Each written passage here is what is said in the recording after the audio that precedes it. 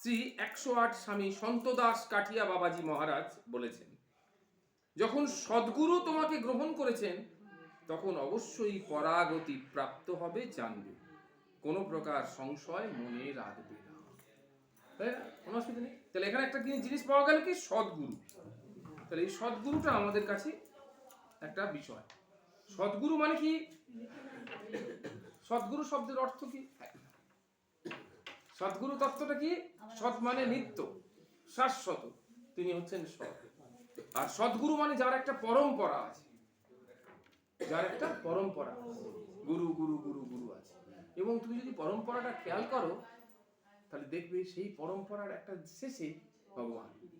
এটা আগেও বলেছি, আজও বলছি, ভবিষ্যতেও বলবো। এই হলো পরম্পরা।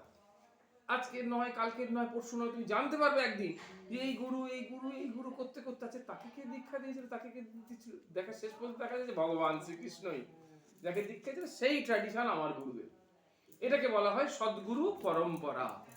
সেই জন্য সাধারণভাবে বলা হয়েছে কি, যে তুমি একটা পরম্পরাক্রমে যারা গুরু তাদের কাছে তুমি একটা দীক্ষা, এটা হলো সদ্গুরু। তাই বলছে বাবাজি মহারাজ কি বলছেন দেখো, যখন সদ্গুরু তোমাকে গ্রহণ করেছেন, তাহলে আমরা বলতে জানি আমি দীক্ষা নিতে যাচ্ছি না, কথাটা কি হবে, আমি দীক্ষা লাভ করতে যাচ্ছি, দীক্ষা প্রাপ্ত হতে যাচ্ছি। আমি দীক্ষা, এখানে বলছি দীক্ষা নিতে যাচ্ছি না, আমি দীক্ষা লাভ করতে যাচ্ছি, প্রাপ্ত হতে যাচ্ছি। তাহলে যে বলছে সদ্গুরু তোমাকে, আমি সদ্গুরুকে গ্রহণ করিনি, সদ্গুরু আমাকে গ্রহণ করেছেন, আমাকে আশ্রয় দিয়েছেন তার চরণে, তখন অবশ্যই আমার পরাগতি প্রাপ্ত হবে। পরাগতি মানে যে গতির কোনো ক্ষয় নেই। পরাগতি মানে পরম গতি। পরা শব্দটা মানে পজিটিভ, অপরা মানে নেগেটিভ। তাহলে পরাগতি মানে হচ্ছে পজিটিভ গতি। পজিটিভ গতি মানে ক্রমশ ক্রমশ যোগ হয়ে যায়, যেখানে কোনো বিয়োগ নেই, হারানোর জায়গা নেই।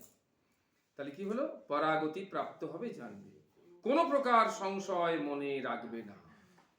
অবধারিত সময় ভজন করে অন্য সময় ভগবত সেবা বুদ্ধিতে জগতের জীবের সেবা করা অতিশয় শ্রেয়স্কর বলে জানবে। কাজ কটা দিল, একদম ভালো করে মনোযোগ দিয়ে পড়বে। কাজ কটা দিল, ওই যে অবধারিত সময়। অবধারিত সময় ভজন করা, এটা 1 নম্বর কাজ। অবধারিত সময় ভজন করা মানে নিরন্তর সব সময় ভজন, এটা ভিতরে চলছে। আর অন্য সময় ভগবত সেবা বুদ্ধিতে, সেবা বুদ্ধি নয়, ভগবত সেবা বুদ্ধি, মানে যারই সেবা করছি সে মানুষ নয়, এই তার মধ্যে আমার ভগবান, আমার গোবিন্দ রয়েছে, আমার ইষ্ট রয়েছে, আমার গুরু রয়েছে, আমার সীতারাম রয়েছেন, আমার রামকৃষ্ণ রয়েছেন, আমার গোবিন্দ রয়েছে তার মধ্যে। এই ভেবে সেবা বুদ্ধি না। প্রত্যেকটা শব্দকে ওই জন্য জোর দিতে বলি, আমাদের কাছে শব্দটাই কিন্তু ব্রহ্ম, তাই না? আমি নামটা কি বলছি, কৃষ্ণ। কৃষ্ণ কি একটা শব্দ, শব্দ মানে সেটাই ব্রহ্ম, সেটাই ব্রহ্ম। আমি কি নাম বললাম, মুকুন্দ, শব্দ তো, মুকুন্দ আর কি শব্দ, শব্দটাই ব্রহ্ম। মুকুন্দ কে, মুকুন্দই কৃষ্ণ। তিনি মুক্তি লাভ করার জন্য একবার সবাই যাতে মুক্তি পায় সেই জন্য তিনি তার নাম করেছেন মুকুন্দ। তাহলে সেটা হচ্ছে মুকুন্দ, এটা শব্দ, কিন্তু সেই শব্দটাই আমাদের মুক্তির উপায়। এই তাহলে আমরা কি দেখলাম, যে ভগবত সেবা বুদ্ধিতে জগতের জীবের সেবা করা অতিশয় শ্রেয়স্কর বলে জানবে। এটা করতে পারলেই কর্মে কোনো আসক্তি জন্মে না এবং জীব মুক্তি লাভের অধিকারী হয়।